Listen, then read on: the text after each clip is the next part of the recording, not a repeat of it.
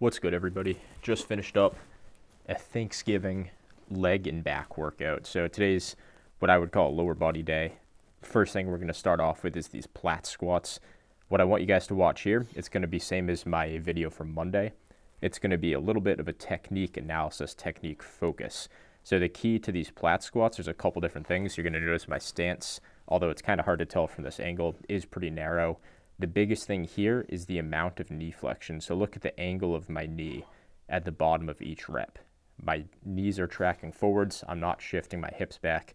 I'm purposely putting myself in a weak position. That will bias my quads.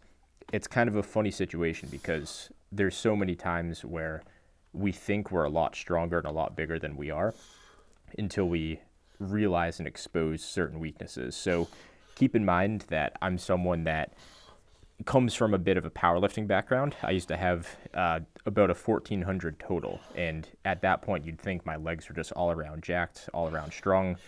But what I'm realizing is a lot of people think that with a plat squat and these certain variations that might bias the quads a little bit more, it's just like a 10% knockoff weight or something. Like, no, this is entirely different. You're going to have to cut a significant amount of weight off. I'm essentially a intermediate in my quads and in these squats, where I'm probably more advanced in most other lifts.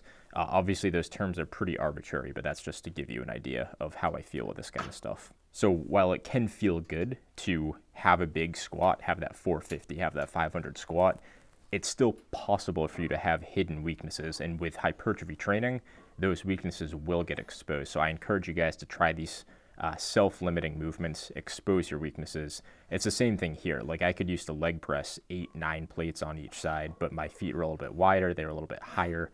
I was using glutes combined with quads, but now obviously the weight's a little bit lighter. My stance is narrow and low, and I'm biasing my quads. And watch these last couple reps. Most people wouldn't even go to that rep there, let alone this final one here where I hit, I think, 2 sticking points on the way up. It's stuff like this that's actually going to build you muscle and separate you from average results. It's going to push you past that. Up next, we're going to see the power shrugs here. And I think this is the first time I filmed with my new lever arms, aka just machine shrugs. What you're seeing here is a lot of knee drive to get the weight up, and it's a 2-part movement. So you do your little squat down, quarter squat, and you come explosively up. It's going to be kind of a double extension between the hips and between the knees, primarily going to be knees if you're using a machine. I'll touch more on this when I have a tutorial for this lift. But what you're seeing here is I'm using the combination of that, a little bit of knee and hip drive, to help my traps shrug the weight up. Once I can get the weight up, I just slowly lower it down, and I pause at the end every time. You don't want to just drop the weight right back down, and you don't want it to be a continuous movement. You want to pause in that. It's almost a position that would resemble the lockout of a deadlift. So you'll see here after each rep, I stand there for a brief second, reset, and then start another rep from there. Power shrugs and shrugs in general are a lift where failure is kind of a gray area. So I basically just push these until I can't push them anymore. There's no defined lockout. There's no defined top end of the range of motion. So you'll never know once you actually fail a rep. So you do want to push these a bit closer to muscular failure. So I'll do this the last couple of reps. You'll see the shrugs are just tiny, but I'm keeping that muscle under that tension, pushing it as close as I can to failure, basically just without passing out. The rest of the session is pretty straightforward.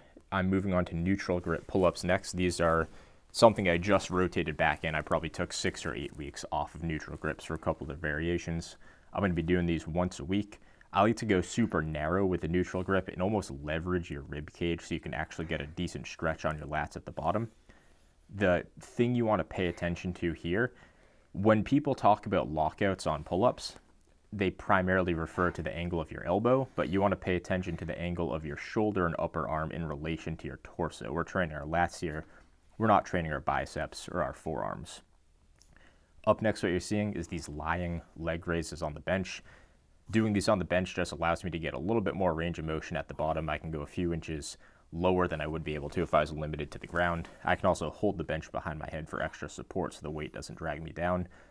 Abs are something that I've never worked directly at all consistently, and that's something that I've actually trimmed away some other volumes, so I do have time and energy to train my abs a little bit more frequently.